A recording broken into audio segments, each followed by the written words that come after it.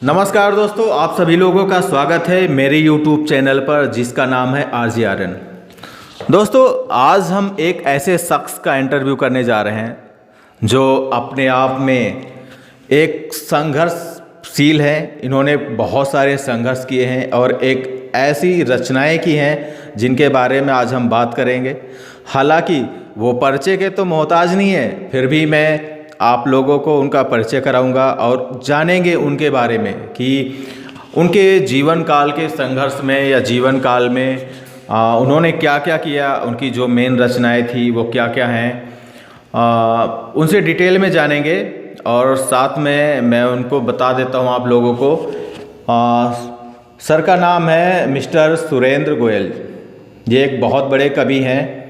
हालांकि ये कुछ किताबें हैं इनकी लिखी हुई, कुछ समझ लीजिए मेरे हिसाब से तो 5% होगी शायद। बहुत सारी किताबें हैं और बाकी जानेंगे इनके जीवन से जुड़ी कुछ जानकारियाँ। सर, आपका बहुत बहुत स्वागत है मेरे YouTube चैनल पर। आपका बहुत बहुत स्वागत है। आप यस सर, आपसे मिलकर खुशी हुई मेरे को। जी सर। सर वैसे सर से मेरी बहुत पहले से बात हो रही थी, हालांकि टाइम नहीं मिल पा रहा था, तो जिस वजह से 4 महीने के बाद में आज हम मिल पा रहे हैं सर से। तो आज हमने सर का एक छोटा सा इंटरव्यू इसलिए रखा हुआ है क्योंकि इन्होंने ऐसी रचनाएं लिख रखी हैं, ऐसी कविताएं लिख रखी हैं और इनके अंदर एक ऐसी कला है जो अभी तक अपने आप को कहते हैं कि किशोरावस्था से लेके अभी तक का जो सफ़र रहा है इनका, वो एक हिसाब से बहुत संघर्षशील रहा है। और बहुत चीज़ों की इनकी ख्वाहिश थी कि हम ये करें, इसकी शुरुआत करें, हालांकि इनको प्लेटफार्म नहीं मिल पा रहा था। लेकिन खुशी की बात है कि सर ने आज से एक चैनल की शुरुआत भी की है। सर का नाम है सुगो बाबा। मैं सर का जो YouTube का चैनल है उसका लिंक आपको डिस्क्रिप्शन में दे दूँगा, आप लोग सब्सक्राइब कर लीजिएगा। और सर के बारे में थोड़ा सा जानते हैं। सर, जो आप ये बुक लिख रहे थे तो बुक के बारे में मतलब कहाँ से आइडिया आया कि हमें बुक लिखनी चाहिए और शुरुआत कैसे हुई? मैं जब कॉलेज में था फर्स्ट ईयर में, तब इंग्लिश की पोइट्री पढ़ रहे थे। पोइट्री पढ़ते पढ़ते मेरे को ख्याल आया, जब ये लोग लिख सकते हैं तो मैं क्यों नहीं लिख सकता। अच्छा। सबसे मेरी जो लेखन की शुरुआत है पहले, वो इंग्लिश पोइट्री की शुरुआत है पोइम से, जिसका नाम था एड्यू। एड्यू का मतलब होता है अलविदा, कुछ समय के लिए। उसके बाद मैंने फिर जो है उपन्यास लिखने शुरू किए, कहानियाँ लिखी, गज़लें लिखी, कविताएं लिखी, लघु कथाएं लिखी और इंग्लिश का मेरा एक काव्य संग्रह भी है जो अभी प्रकाशित नहीं हो पाया है। अभी सर ने बताया इन्होंने मतलब कैसी कैसी बुकें लिखी हैं। तो सर मैं ये पूछना चाहूँगा, दर्शकों को बताना चाहूँगा कि आपने जो शुरुआत की है मतलब उस समय क्या उम्र थी आपकी और कहाँ से आपने पढ़ाई की? इतना सारा नॉलेज आपको कहाँ से मिला? मैं हरियाणा के उस वक्त गोहना तहसील से मेरा संबंध रहा है। मैं हरियाणा वार हीरोज़ मेमोरियल कॉलेज का विद्यार्थी था। 10वीं के बाद प्री यूनिवर्सिटी में वहाँ मैंने दाखिला लिया था और वो कॉलेज का पहला सेशन था। अच्छा। जो शुरुआत हुई थी जी। तो वहाँ हमारे प्रोफेसर साहब इंग्लिश की एक कविता पढ़ा रहे थे, ST कोलरिज की। उसमें एक वर्ड आया था एड्यू। वो कविताएँ मेरे को अच्छी लगी और मुझे लगा कि भाई ये लिखते हैं तो मैं क्यों ना लिखूँ। बिल्कुल। मैंने कोशिश की, लिखा, अपने सर को दिखाया, उनको अच्छी लगी और उन्होंने कहा कि आगे बढ़ो और मैं आगे बढ़ता चला गया। कहते हैं नहीं कि किसी काम को करने की कहते नहीं कि लगन हो तो पूरी कायनात पूरी जोर से लग जाती उस चीज़ को मिलाने में। कहते हैं अगर किसी चीज़ की अगर जब शुरुआत करनी हो ना, तो मायने नहीं रखता कि आपकी उम्र क्या है या समय क्या है, कोई चीज़ मायने नहीं रखता। बस मायने ये रखता है कि आप कितनी लगन से, कितनी शिद्दत से उस चीज़ को करना चाहते हैं। अगर आप पूरी लगन से, पूरी शिद्दत से अगर आप करने की कोशिश करें तो ये कायनात भी उस चीज़ को मदद करेगी सफल बनाने में। तो सर की कुछ बुकें हैं, आज मैं आप लोगों को दिखाऊंगा। ये राहें, भूली भटकी राहें, मैं आप लोगों को दिखा दूं। वैसे यहाँ पे उल्टा दिखेगा आप लोगों को। बुके की जो इमेज है वो भी मैं आपको दिखा दूंगा। तो भूली भटकी राहें, क्या चीज़ लिखा है इसमें आपने भूली भटकी राहों में? भूली भटकी राहें का जो उपन्यास है मैंने 1970 में लिखा था। 1970 में? उस वक़्त इसका जब प्रकाशन हुआ था तो मैंने इसका नाम रखा था अंधेरे द्वीप, डार्क आइलैंड। लेकिन क्या हुआ, जब ये छप के आया 1976 में, मैंने 72-73 में प्रकाशक से बात हुई थी, जब 1976 में ये छप के आया तो वो गलती से द्वीप की जगह दीप हो गया। अच्छा, अंधेरे द्वीप। तो ये पहला उपन्यास था जो मेरा 1976 में छप के आया था, वो अनअवेलेबल है। उसके बाद ये 2017 में फिर इसका पुनर्प्रकाशन हुआ, उस वक़्त इसका नाम रखा गया भूली भटकी राहें। असल में क्या है कि जब हम स्कूल में पढ़ते थे तो हमारे मन में ये आती थी कि जो कॉलेज में पढ़ने वाले हैं वो स्वच्छंद पक्षियों की तरह आकाश में उड़ते हैं। बड़ी इच्छा होती थी कि हम भी खुले आसमान में उड़े। और जैसे ही कॉलेज में आए तो हमने देखा कि जो स्कूल से बंदिश थी उसके बाद निकल के हम खुले वातावरण में आ गए, और हमने ये देखा कि लोग किस तरह से गलत राहों पे चले गए और किस तरह से उनका दुखदायी अंत हुआ। उसको लेकर के मैंने ये उपन्यास लिखा था। हाँ, हालांकि सर ने अभी बताया है इतनी सारी चीज़ें, तो अभी उनकी जो कुछ मेन बुकें, ये तो कुछ भी नहीं है, ये तो बस ऐसे में निकाल के ले आया था। इनके पास अभी कम से कम 2,500 से 3,000 बुक पड़ी हैं, लेकिन ये बस तो ऐसे थोड़ी सी पड़ी थी। यहाँ सारी बुकें रखना तो आसान नहीं है। धूप में बारिश, एक ये कविता है, कहानी संग्रह है ये। अच्छा, कहानी है। धूप में बारिश कहानी संग्रह है, इसमें 16 कहानियाँ हैं। 16 कहानी। एक कहानी संग्रह और है जो ईशानंदन आरव के नाम से छपा था। अच्छा, उसमें बहुत सारी गलतियां रह गई थी, उसको मैंने दोबारा ठीक किया, वो उसका पुनः प्रकाशन होगा। अब उसका नाम अभी क्या रखा जाएगा अभी मुझे नहीं मालूम है जी। तो ये कहानी संग्रह है। और एक है सह और मात, इसका क्या मतलब है सर? सह और मात एक उपन्यास है।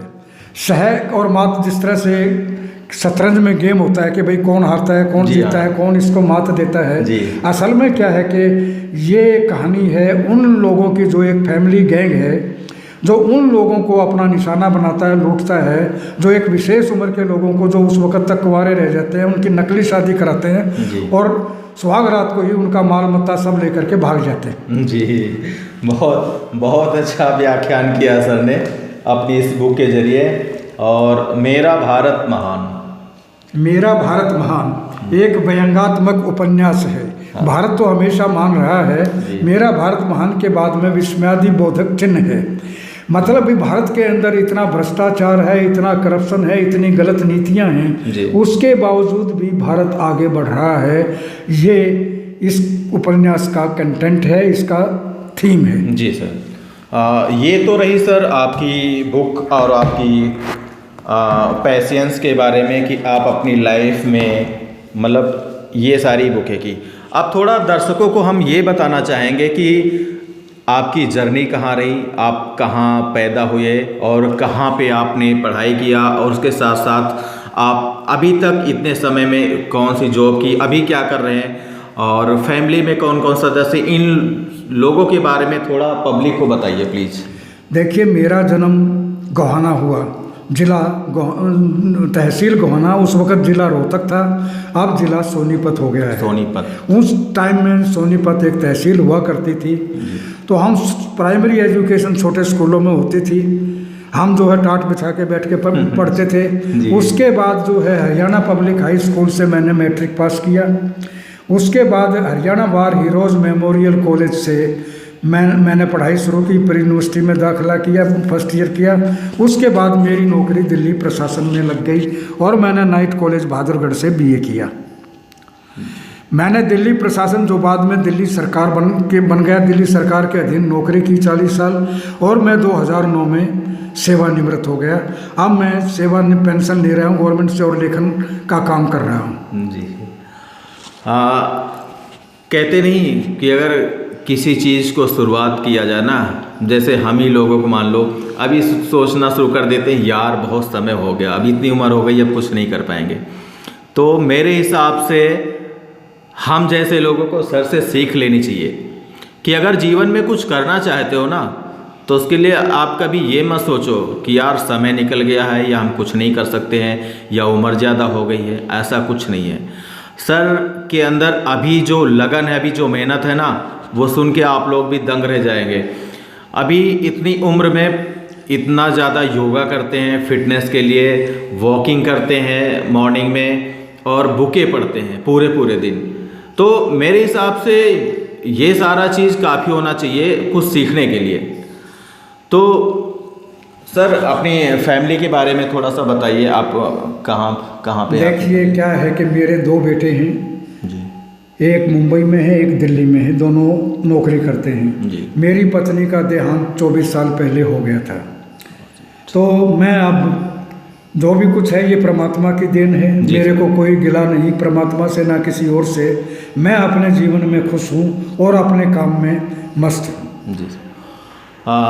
वैसे सर हमारे दर्शक जानना चाहते हैं कि आपने इतनी सारी किताबें लिखी हैं, ठीक है, तो उनमें से कुछ किताबों का कोई मेन बुक रही होगी जो आपके दिल को छू गई हो, जो कहानी या पोयम, कोई ऐसी चीज़ें जो आपको मतलब कहते नहीं कि लिखी आपने खुद, लेकिन बार बार उसको पढ़ने का या सुनने का दिल करता? देखिए क्या है कि लेखक को या कवि को अपनी हर रचना प्रिय होती है। जैसे माँ को अपना हर बेटा या अपनी हर संतान, वो गोरी है, काली है, नायक है, लायक है, नालायक है, वो सब प्यारे होते हैं। जी सर। लेकिन मैंने एक उपन्यास लिखा था, सत्ता परिवर्तन। सत्ता परिवर्तन, ये इस थीम को लेकर लिखा गया है, यदि लोकतंत्र को स्वतंत्र छोड़ दिया जाए जी, तो वो निरंकुश होकर मनमानी करता है और अत्याचार करता है। जी जी। भारत में यही हो रहा है।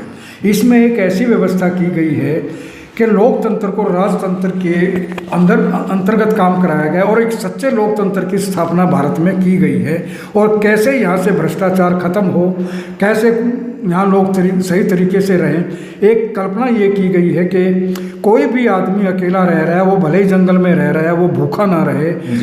सरकार की, ये राजा की ये कर्तव्य है कि उसको भी भोजन दे। बिल्कुल सर, बिल्कुल सर। जैसा कि सर ने बताया, आप लोग देख ही रहे हैं, ठीक है, आजकल जो हो रहा है, ठीक है, जो कवि होते हैं ना, वो इन्हीं सब माहौल को दर्शा के अपने अंदर कुछ पीड़ा होती, कुछ व्याख्यान होता है, कुछ करने की सोच होती, उस चीज़ को निचोड़ करके आप लोगों तक पहुंचाना, इसी को कवि और इसी को कविता बोलते हैं। कहते नहीं, किसी का छिप जाता है तो किसी का छप जाता है। मेरा छिप गया, सर का छप गया, आपके सामने है, ठीक है। तो सर आपसे मिलकर सर बहुत अच्छा लगा। मिलते हैं एक और वीडियो में, हो सकता है कुछ खास इंटरव्यू कुछ लोगों का हो। और सर चलते चलते पब्लिक के बारे में कुछ पब्लिक को अपने चैनल के बारे में बता दीजिए कुछ, ताकि सब्सक्राइब कर लें। देखिए मैंने अपना चैनल शुरू किया सुगो बाबा के नाम से। ये इंस्पिरेशनल वीडियो है जिसमें हम लोगों को ये बताना चाहते हैं कि हमारे देश में जो हो रहा है, जो नीतियां बन रही हैं, जो नेता लोग व्यवहार कर रहे हैं, जो सामाजिक विसंगतियां हैं, उनके बारे में लोगों को बताना और सचेत करना है। ठीक है, अगर आप लोगों को मेरा वीडियो अच्छा लगा हो तो हमारे चैनल को सब्सक्राइब कर लीजिएगा। और सर का चैनल मैं आप लोगों को लिंक में दे दूंगा, आप लोग उसको वहाँ से देख सकते हैं। और ये जो बुकें हैं, अगर आप लोग बुक में इंटरेस्ट लेते हो पढ़ने में, बहुत सारी बुकें हैं, अच्छी अच्छी कहानियाँ हैं, बच्चों की कहानियाँ हैं और देश के ऊपर कहानियाँ हैं, और सत्ता परिवर्तन आजकल जो हो रहा है इन सब के ऊपर कहानियाँ हैं। तो सर के पास जो बुकें हैं वो ऑनलाइन भी मिल सकती हैं और ऑफलाइन भी मिल सकती हैं। आप कांटेक्ट कर सकते हैं, मैं सर का कांटेक्ट नंबर अपने उसमें डिस्क्रिप्शन में डाल दूंगा, आप वहां से सर को कांटेक्ट करके सर से बुक भी ले सकते हैं। ठीक है सर, मिलते हैं फिर, तब तक के लिए धन्यवाद। बहुत बहुत स्वागत सर, आपने इतना कीमती टाइम दिया सर मुझे। अरे टाइम आपने भी दिया है, मैं आपका बहुत बहुत आभारी हूँ। धन्यवाद सर।